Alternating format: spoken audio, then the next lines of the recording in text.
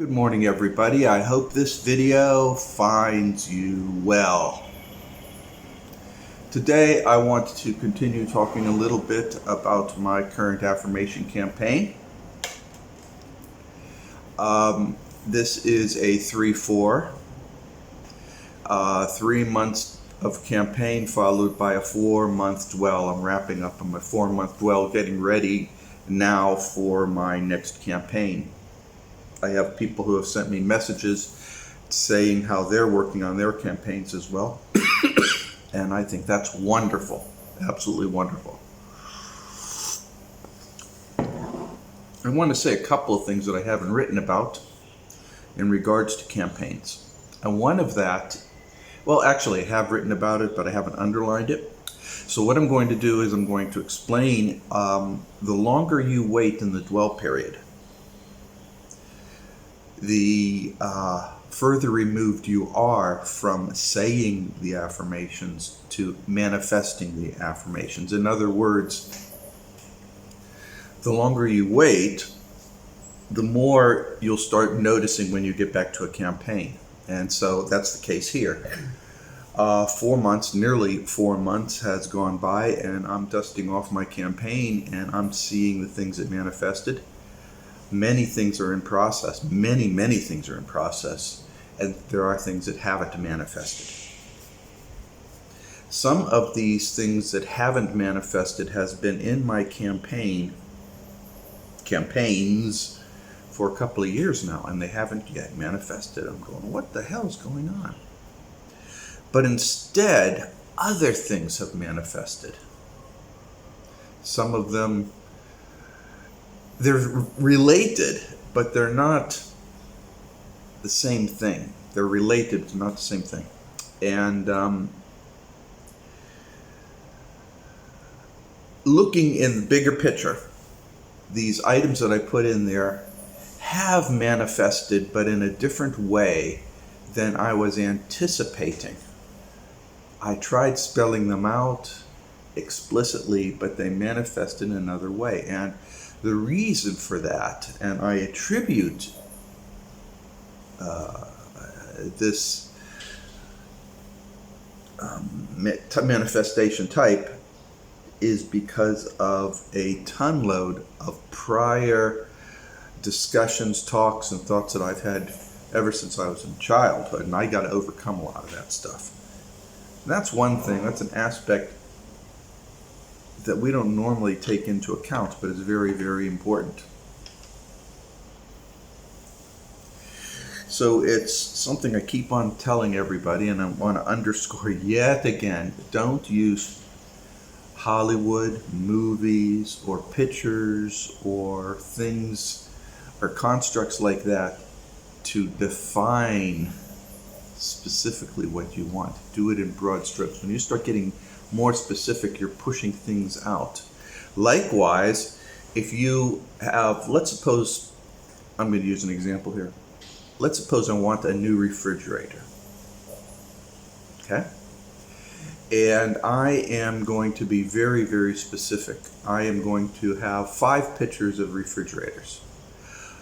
They're all very beautiful refrigerators. Every single one of those refrigerators are very, very beautiful. Big, double doors, nice, made by well-made companies. One has a television set on it, another one's got this little dispenser on it, another one is extra deep with a big frozen food section. And you put in your affirmations, well, I want a refrigerator, and these are examples of what I have. Don't do that. Don't do that.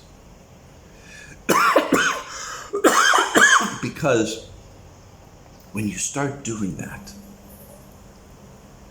you're not going to get anyone. You're not going to get any one specific refrigerator that'll look like that, because you're giving it 5 different targets.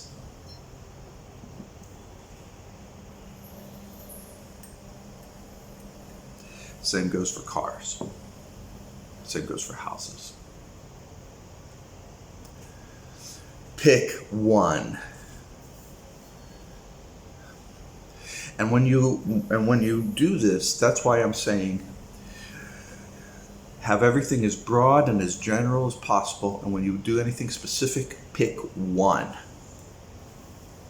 Okay? So if you want a nice refrigerator, then you pick out one, you score all over, and if there isn't one, you can cut and paste. You can make up your own refrigerator in this image of yours. Cut and paste that you say, well, I'm going to want 2 doors or 3 doors, and then you put the little television sit on this and says, I want something like this. Whatever you do is you don't have a little dorm-sized refrigerator, a double door-sized refrigerator, and a restaurant refrigerator and say, I want something along these lines, because you're never going to get them because it's too broad of a target. It's not a specific enough target.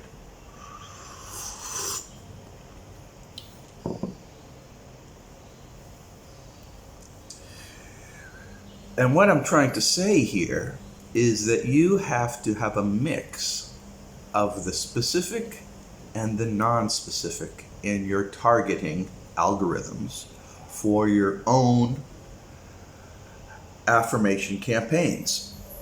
So let's talk a little bit about targeting algorithms in affirmation campaigns. What a targeting, okay, you know what a target is, right? A target is like a bullseye's target. It is what you want. Some people are very specific. I want that. But other people like me, we like a lot of things. Okay, you go to a restaurant and I'm sitting there trying to figure out what to eat because there's so many good, delicious food. And if I had my way, I'd be ordering all this stuff. So the targeting algorithm, the algorithm is how you manifest your desires within the affirmation, how you say what you want within your affirmation campaign. That's the algorithm. So in the case of eating food in a restaurant, you can be specific. I eat delicious chicken with a fine salad and mashed potatoes. You can be very specific. But if you're like me, you will say, I eat steak, and I eat chicken, and I eat roast turkey, and I eat delicious baked fish, and I also eat jiaozas, these little pot sucker dumplings that they have throughout China. You can do that, and boy, oh boy, that complicates your algorithm to a point where it may not manifest. Instead, other things will manifest. Some of them will be good, and some of them will not be so good. So that's the tricky part, right? It's better to be general. I eat at delicious, healthy restaurants that provide me a selection of food to choose from. Now that will give you and meet your desires, but it's not specific. So you don't really want to be specific in certain ways. Now, I'm going to talk about one of my telltales. A targeting algorithm should always targeting algorithms, because that is what your affirmation campaign is, right? Targeting algorithms. And you should always have telltales. And as I've discussed over and over and in my writings, a telltale is a way of indicating whether or not your affirmation is coming true. And my telltale was, I have my chair, meaning my chair. Mine. Now, you all in the audience might think it's a stupid little thing, but I'm going to tell you my battle on chairs. Throughout my first marriage, I always wanted to have a chair, my chair, the chair that I would sit in, but because of this reason or that reason, we didn't put that much emphasis on it, and when we bought furniture, we had a couch and a love seat, but no chair. So I would always sit on the couch or on the love seat, and that seemed to be fine, but I never had my chair. My second wife, we did buy my chair. I had it for a week before she hauled it off and divorced, but she didn't view it as my chair. She thought that was, nobody should have a chair or a vanity or their own makeup space or anything like that. The house is all public domain. There's no privacy. Everything is shared 100%. She actually had a mental illness. Actually, my first two wives had mental illnesses. I mean, both of them. They're totally different manifestations, but that was her belief. So I really didn't have a chair during that time. Finally got one, and that was what I liked. And you see, when I lived in Massachusetts, I used to drive back and forth to work on those beautiful Massachusetts highways, in and out of these cute little towns. And alongside of the road, outside of one of the towns, was a local furniture manufacturer. And I just, on a lark, I went in there one day, and they made these custom, beautiful pieces of furniture. And they had this, oh lordy, this massive man's chair. It was massive. You just sat in it and you sunk. Not a lazy boy, people. Leather chair. A leather chair.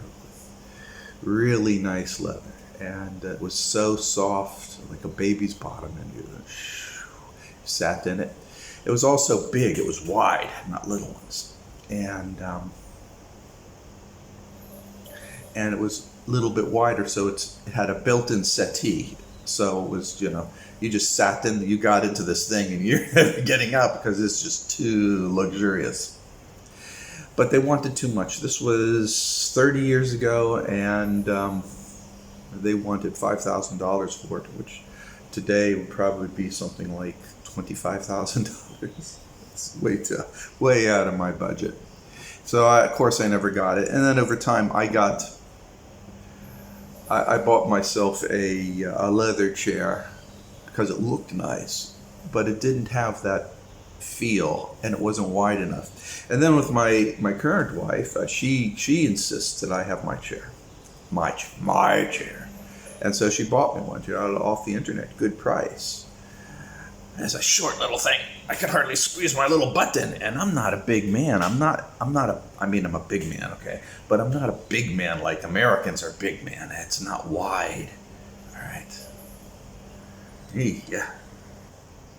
So, for a long time, I've been having this ongoing battle or tussle or desire for me to have my own man chair. Now, it's not a critical thing. I can live without it. I have lived without it.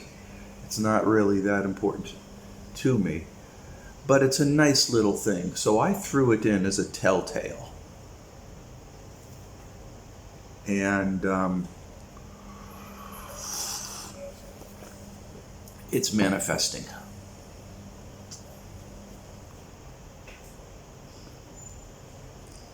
What's interesting is in my affirmations, in my algorithm that defines a man's chair, I don't describe it at all.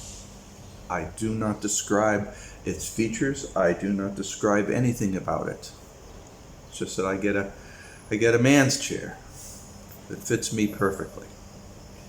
And what I'm ending up getting is exactly that, a man's chair that fits me perfectly, based upon my desires in that regard. What's the takeaway from this? What have I learned? Well, I've learned a lot. I spent so much time on the things that I really want, defining them in such detail that they're not manifesting. Other things are manifesting associated with them, but that itself is not manifesting.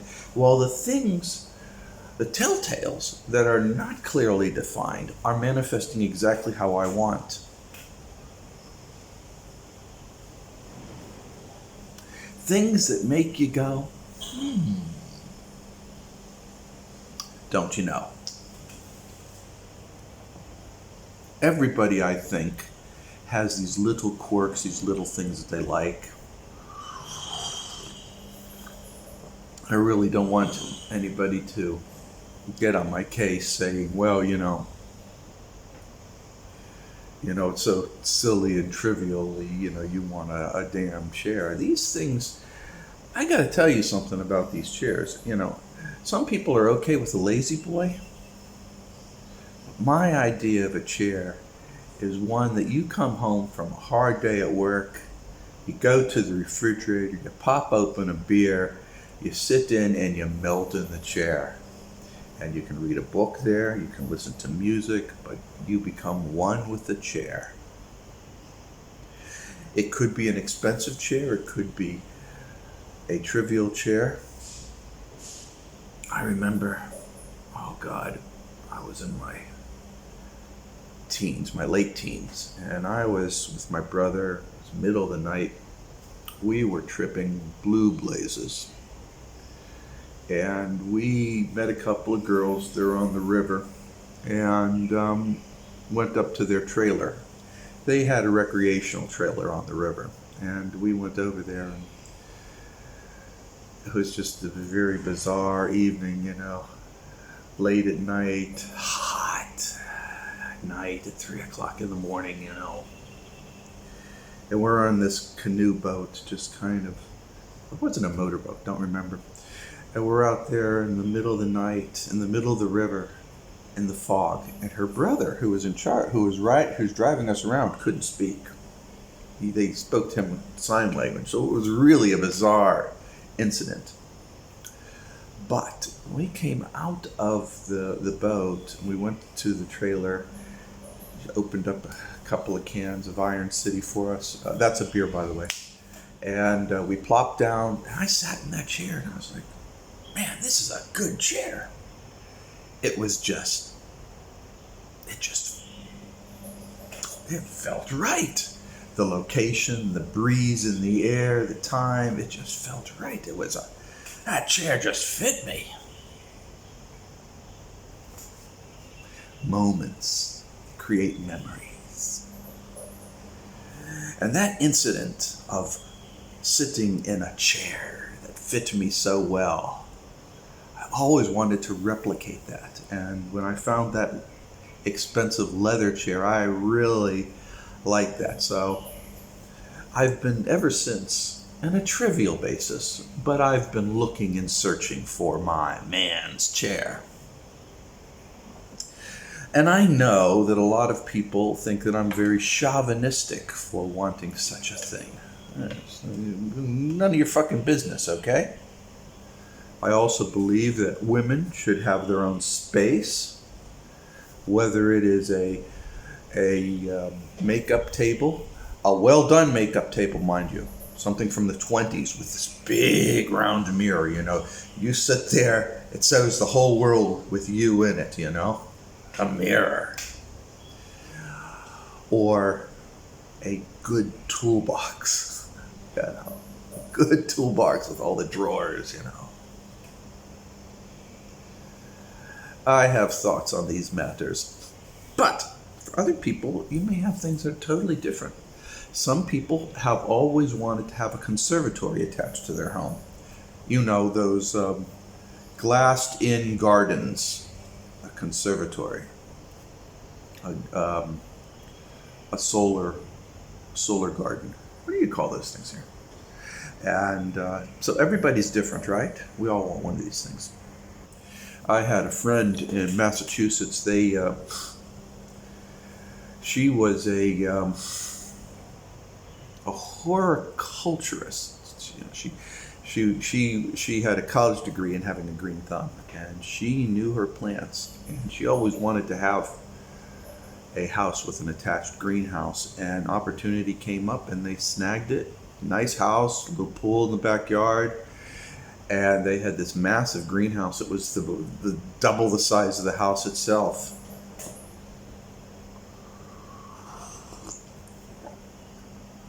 The things that you want will vary from person to person, and you shouldn't worry about what other people want. All you worry about is what do you want. Noticing that sometimes what you want can cause you problems. I used the example of how I wanted to have a big, expensive car, and so I ended up with a Cadillac. And I loved that thing, and except when it broke down. And then I was like, oh, lordy, lordy, lordy, lordy, lordy, lordy, lordy. Which is why I tell everybody, use your own experiences to define the algorithms within your affirmation campaigns. Don't use television, videos, movies, or words of what other people may want.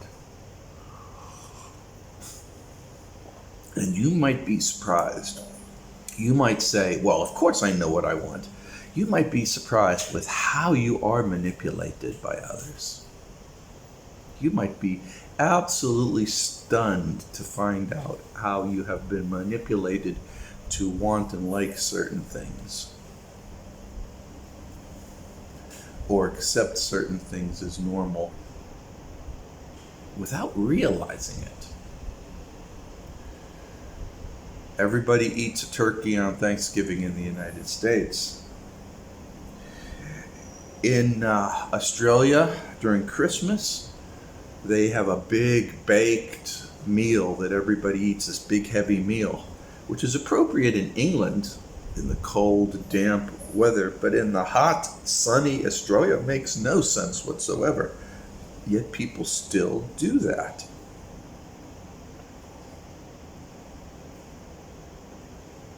So you got to be careful on these algorithms that you pump in. These things that you put in your affirmation campaigns. And so the more specific that I got, the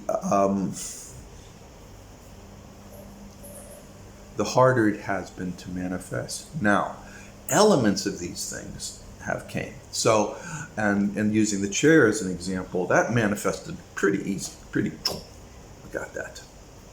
As well as some other things that at the time I put them in seemed too far out, and suddenly the entire world arranged itself and these things manifested, like buying a house. At the time I put that in, I was like, I have no money for a house. I just have enough to get by. I'm doing fine. Then all of a sudden, but I said I want a house, and all of a sudden, boom, boom. And before I know it, papers are being generated, documents, found a house, boom. It happens so fast. So it's really kind of hard. But some things that I wanted didn't happen. One of the most important things that you need to have in your affirmations is to make sure that you're healthy, that you're eating well, that your body's in good shape. And as you get older, such as myself, you're worried about this kind of stuff. Worried, concerned. Well, of course you are. I got people my age that has cancer, that have died, that have had problems. So of course you start worrying about this stuff. You don't want to be unhealthy. And your body, and I've discussed this before, and your body tells you in different ways. Women's bodies are different than men's bodies, and it's all interconnected. So women are always trying to adapt and take care of their bodies. But it's hard for men because men are like, construction equipment. Men are like construction equipment. And you don't know that something's broken down until the steam shovel falls off. So in one instance, I was starting to have ED, erectile dysfunction. This is normal when you're an older guy.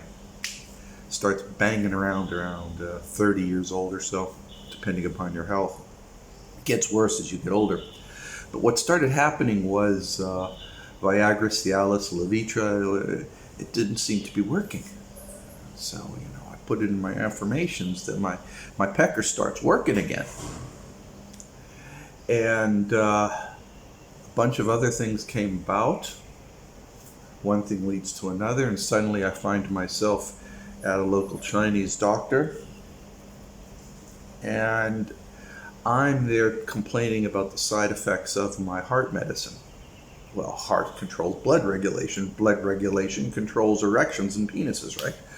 And so I'm saying, hey man, yeah, I'm not having a heart attack, but then again, my penis doesn't fucking work. And when I take a Cialis, it's like I'm in rigor mortis. It's like my entire body goes rigid. It's very, very uncomfortable. And so, and he goes, he's looking, and he gives me these Chinese herbal medicines, and of course they taste terrible, but I religiously took them, and I followed his directions. After 1 week of doing that, things are back to normal. I can't say that I'm a youthful man, but spontaneous erections did start to happen, and when I did have take my Cialis or whatever, I didn't have any of those bad side effects. The point of the matter is, when you put something in your algorithm, your affirmation, you put it in your affirmations, they will manifest. I've used this example again. Here's another example. A recent example. I eat healthy and delicious food all the time. And my wife, not enough. She doesn't know my affirmations. She doesn't give a rat's ass about my affirmations. Actually, she doesn't care about something like that. But I put in my affirmations. I want to eat good, healthy, delicious food. And so for our kid, she buys $10,000 worth of VIP at a vegetarian restaurant. Oh God, that's a lot of food. I don't know how many hundreds of meals I got to eat over there. And so for the longest time, I've been eating vegetarian so much I'm sick of it. I am a meat eater. When we go out now, I eat meat because it's that. Be careful what you put in there. Okay, you got to be careful what you put in there. Don't be like me. Another thing you have to watch out for is your affirmations is to enhance your quality of life, enhance your standard of living based upon how you currently live. Don't do anything so radical. If you're living in an apartment right now in a city and you really want to move to the country, you can put that in. But don't say that, suddenly you're a farmer and all this other kind of stuff that you have no background on. It's just too large of a jump. And remember, when you do this, you're doing it with your family. You're doing it with everything else, So you end up moving into what you want, but you find that all of a sudden all kinds of things that other people don't want manifest, and they're very unhappy. So you got to be very careful in how you implement these things. So I've been going through my affirmations, and there's a lot of stuff I am just going to delete, DEL. I'm graying out and putting things in that's very important. And of course, guys, I'm always doing geopolitical stuff in my affirmations. Not a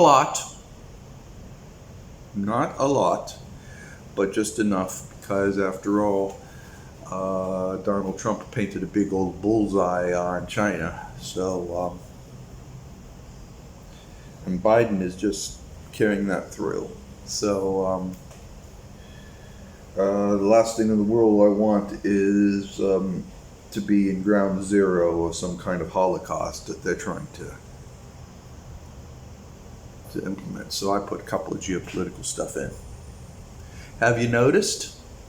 It's all common true. My geopolitical stuff is right on target. The United States looks like a laughingstock, doesn't it? The rest of the world has no belief or faith in the United States, and all the actions are completely transparent, aren't they? The vaunted American military is impotent. It doesn't have the ability to really harm where I'm living.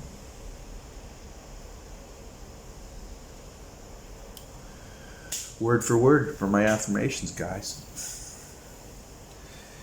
There's also another thing. People like to say, it's just coincidences. There's no such thing as coincidence. Don't think that there's coincidences. There's no such things as coincidences. You manifest your reality, and that's all there is to it.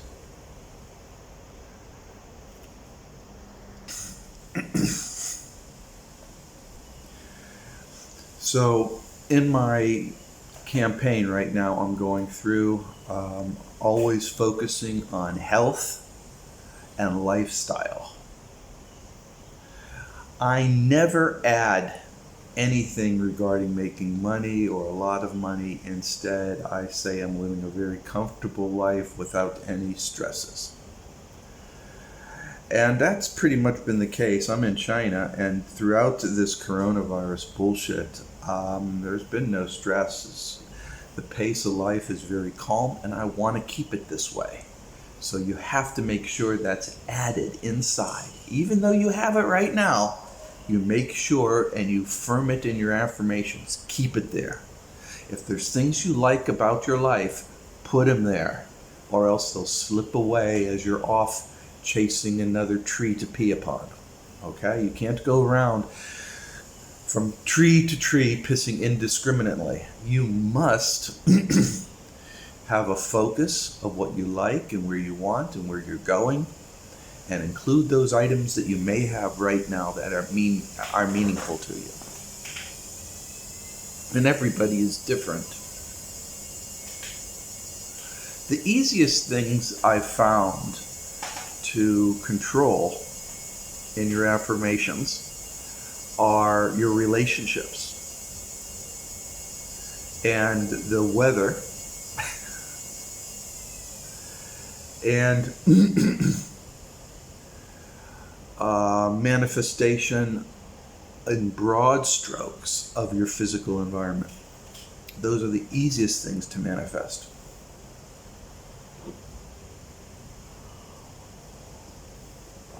But be careful with what they are.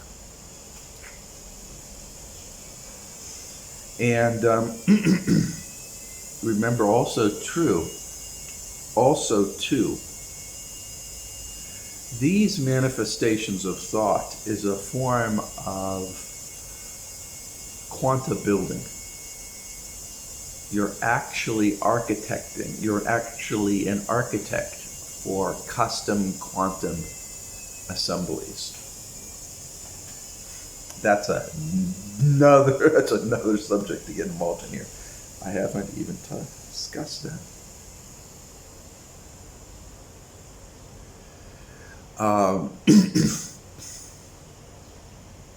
Find the things that you are unhappy with. Put some broad stroke corrective actions in your affirmation campaign. Put telltales in there that are simple, not elaborate. Anytime there's something that means a lot to you, you have a tendency to really put a lot of it in. Don't. Simple words, simple phrases. And then on a lark, and I've always done this, said this before, present yourself some impossible goals on a lark and see how far your affirmations will take you to it. You'll never know. I've put some impossible stuff down, and sure enough, now these are impossible things that you want, not impossible things that you don't want. Okay? And sure enough, they start manifesting. And that's a bona fide way to tell you. I told you the example about how I wanted my business to have a great opportunity. Sure enough, I get these billions and billions of dollar, billions, not millions, billions of dollar opportunity. But lordy, the task on that is just amazing. I can't do that. So you never know. You never know. Now, oh God, I'm getting too long in this video. I'm going to wrap it up here pretty soon. I've got a lot of people complaining that my videos are way too long. Okay, so I have to keep them short and sweet. So on the affirmations, like I said, don't have so many that you're spending all morning reading them or whenever you read them. You do have to read them out loud. Make sure that they're to the point and direct, describing what you want. Make sure that you have affirmations that use logic controls. Your algorithm should be along the lines of, I have this, except that doesn't happen. And it will occur unless this other thing happens, in which case another thing happens. Use binary logic in your affirmation stacks. This is also known as machine logic, and is how equipment in factories are run. They have things called ladder diagrams. This valve turns on, it stays open for so 5 minutes, then a light flashes, and then a conveyor belt moves, and then when that is done, this thing happens, and when it measures this weight is presented, then that happens. These are called ladder diagrams, and that's how your affirmation campaign has to work. You need to have your algorithm to define a ladder operation. It should be a ladder operation. You are happy, you are safe, you are secure. Unless this.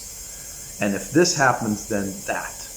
But you can't spend so much time involved in it that you're spending all money reading these damn things. The idea is it's something personal and private that you say out loud that you don't develop too much time doing.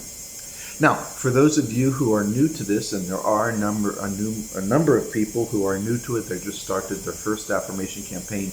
Many of Metallicman followers are, I got a number of them that are on year 3 of their affirmation campaigns already. Things are happening. Their lives are completely different than they were when they first got involved with me. Their lives are all of them, their lives are completely different. There's no question about that. Though if you were to ask them, is it good or bad, they'll probably say, what would they say?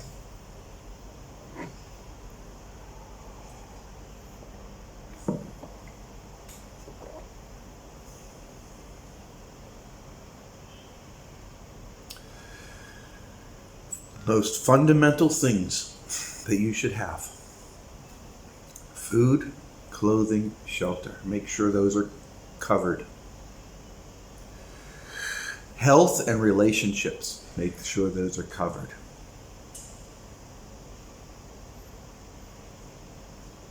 Make sure you have a couple of telltales and a couple of long-term plans. Make sure they're in there. Make sure they're clean and specific, and you'll be fine. And at that, I'm going to go right now. I hope this information is helpful in some way, or maybe not, I don't know. But affirmation campaigns are the way for you to control your navigation. This one talks about affirmation algorithms. And future discussions, I'll talk about other aspects. But I'm talking about what I'm involved in right now. I'm getting ready. I start on the 1st of July. My campaign will be a 3 month on, that's July, August, September. And then 4 months off. October, November, December, January, then Chinese New Year starts. At which time I will have a new one. That's for me. I find that 3-4 is amazingly successful, but I've been doing these affirmations for some time now. During peak times when I was in my Ben Min Nian, my 12-year curse. Every 12 years we're cursed by Ben Min Nian. I was doing my affirmations 1 week on, 1 week off, navigating through these rocky pillars of life, and I survived it. But however your life is, however you handle things, do it to the best of your ability. Your primary tool is navigation. Do so. And at that, I'll let you know that for whatever it's worth, I believe in you guys, I trust in you guys, and I want you guys to have a great life. Because you know why? Well, I believe in you, that's why. 风宝宝，我脑壳里面只记得到这个，我好像就叫这个。汪洋变得那么转溜溜，那么有味，眼眸跳的百米又下流走，找寻着我的名字，在经历几尺，对世界轮回几次，无喜无怒，亦无悲无畏的样子，从来也感觉不到时间变迁，只记得那双手，后来便抓住很久，秘密也一无所有，怎么渐渐轮回中下缺口，连绵雨天的颤抖，对谁那么拼命的守候，追忆风上的去游，欣赏了那的花，我是土里的蛇，该生的宝，不如坚强，记忆中的是被爱强，那是红着家，这世间有个何处为家，是否截取一个位置，不过是身份再换几遍，看人类的悲欢也类似，在分别时总想过见几面，加深之乱早已预示，乱世中埋下的入场券，让生命也只是场测试，现在开始才是真正考验，男人的技巧都掌握，粗略都说不得闯祸，上次我永远最高，到现在努力就别为我强迫，未来也从没有想过，这世界没人能敌我，也感知不到时间变迁，只记得那双手，后来便抓住很久，秘密也一无所有，怎么渐渐轮回中下缺口，连绵雨天的颤抖，被谁那么拼命的守候。